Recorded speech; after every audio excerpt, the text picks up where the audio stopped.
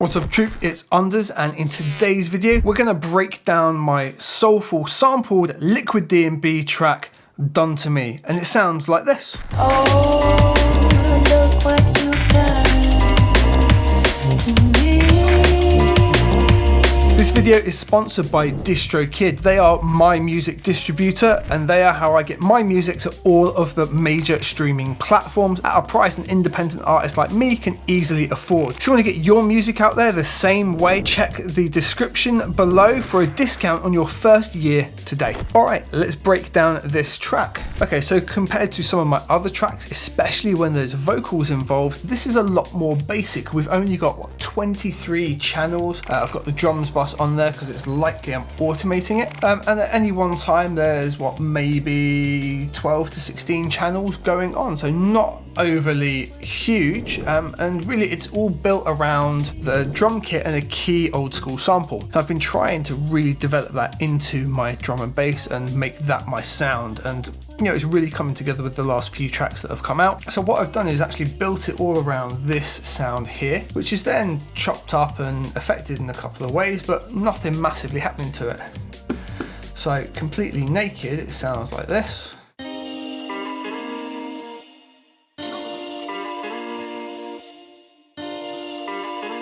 And then I've just affected it to be like that.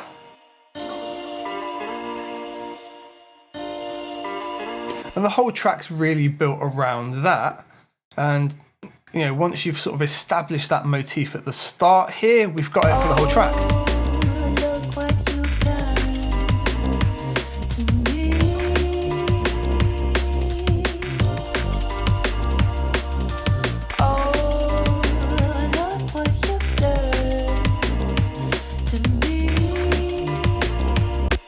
So at the start, I just wanted to establish kind of a ground bed.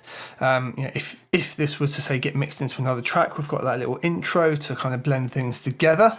So just like a nice pad starting. We've got this pad here just made with Abyss.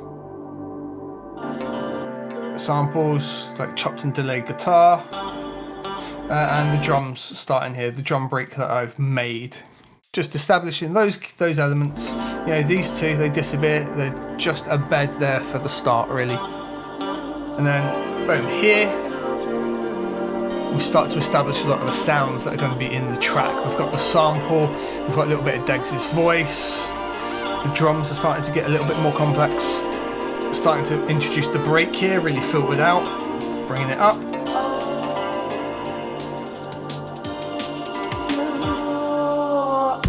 A little pause and vocal to start us off.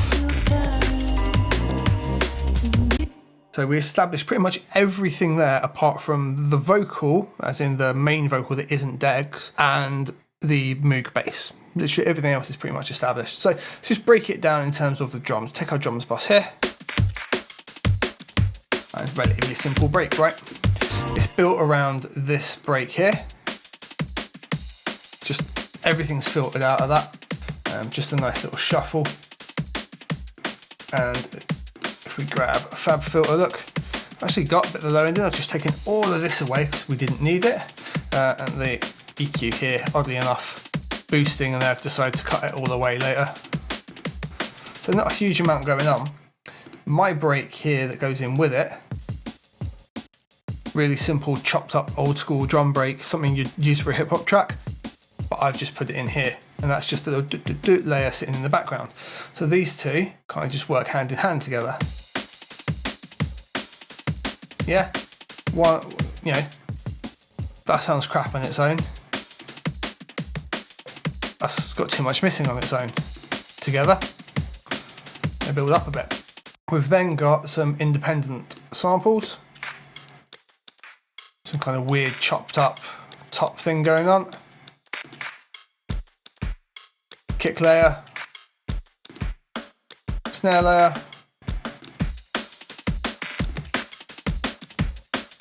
tight kick, probably just made with drum synth in Logic, and then we got the satin on it distorting the top end up, a little roll off with the EQ, and our bass just generating at a set frequency of 97 just to make that kick. So that without Saturn and R bass, it's an alright kick. Saturn gives it loads of character. R bass gives it some extra weight. Just made it that way. My snare top, you'll see this in just about every track. I made this snare when I did the track Follow You.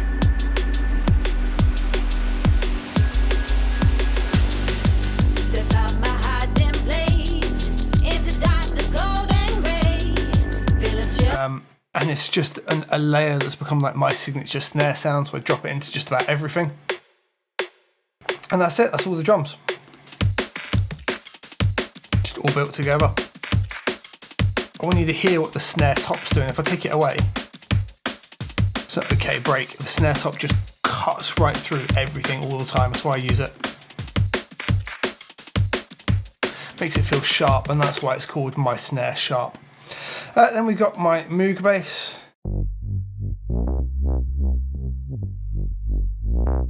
If you've been following my production for any time, you'll not be surprised whatsoever. It'll be made in Monarch. There's some automation linked to the cutoff here. That's how the wobble's happening. The modulator in Logic is doing that for me. So it's linked to the project tempo. So there's nothing like that built into Monarch, so just done that little patch to do that. Again, like nothing special. Just all set to saw wave, slightly detuned, made so it rides alright, and then there's a little bit of automation later for like some key moments when things happen in the track. So like this moment, it's going to lift up a little bit. Yeah, so there's a little bit more top end ripping through. And then this key moment here where the drums drop out, we can just let it really open up.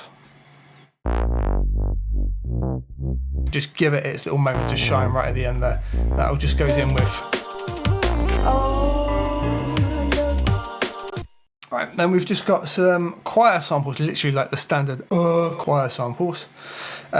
Changed in levels, chopped up in different ways. They're just acting as like a continuous transition throughout the track. So if we take this moment here, look, just. Right, so they're just working in harmony with the bass sample, just adding to it, making it feel like it was initially part of it, but it then gives me the opportunity to have some more changes and not just be the sample running flat the whole time. So check it out. It's just as if it's part of it. And then later, as a transition, yep. Nothing overly complex. I used it throughout the whole track in various ways at different levels, slightly different cuts of it. It all says synth choir. They're tuned differently, and I've just stuck them all on the same thing because I can select one in Inspector up here. I can just tune that individual one and leave it. It's one of the wonderful things about Logic. And then we've got this little lead build up in here. That's that little flutter in those kind of transitiony bits, right?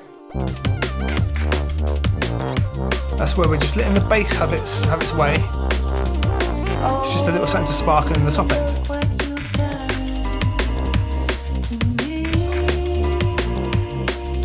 Alright, so initially when I was doing this, I had this section here, and I was using this vocal to have like some little juxtaposed parts that went in like so.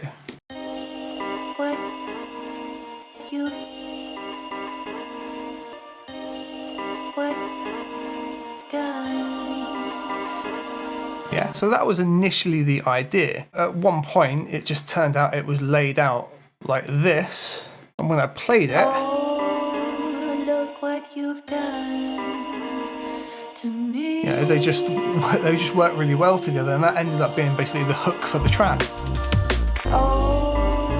Look what you've done to me. But it's chopped, distorted. There's some sends going on as well at certain parts to get like the echo and things going on, but nothing massively. It's just chopped to go in with that sample. Right. So as we go a little bit further on in the track, we establish like Deggs' vocal right at the start here. It's again here.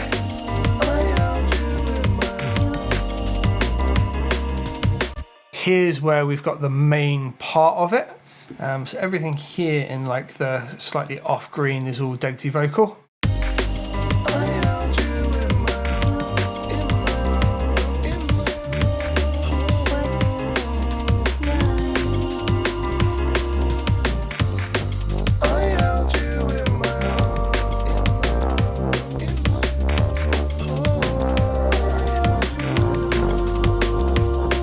It's literally just juxtaposing the story of what have you done. It's like the other side of the story, basically. With Degsy's vocal, the only thing that I've really tweaked up on it is this little bit at the start here. It came in just a bit randomly, so we've just got this little,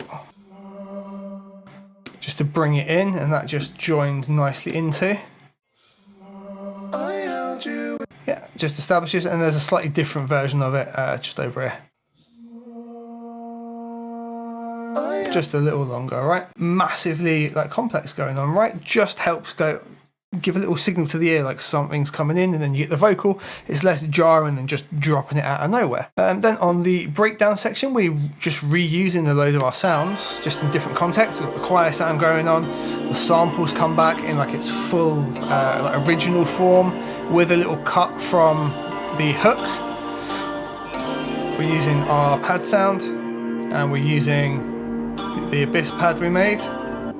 And then we've got a couple of little transitional sounds, just these guys here, that just weren't there the first time we transitioned through the music, and now they are, and we can continue using them throughout the track. And the second part of the track's not massively different, but we established this horn, I say horns, sax really, towards the end of this part. The only thing really different is we established a bit of like off-key piano towards the end. Just hear it in there. In the second part, that runs pretty much throughout. It says horns chopped. I don't know why. Maybe it was a sax originally, and I went for this like off-key piano. I don't know. Either way, it is the Gentleman from Complete Control with a little bit of compression, and that's just an extra layer in there. And that is essentially it, guys. They're all the elements that bring it together, and how I got to that particular sound, why I use the extra snare layers. I think all the breaks coming together is one of the most important things in here. The rest is just around that sampled sound. Could have chopped it and screwed it more, but it worked like this. I loved getting that little vocal layer hook by accident. And the only other nice thing that I really built in here is a nice little ending.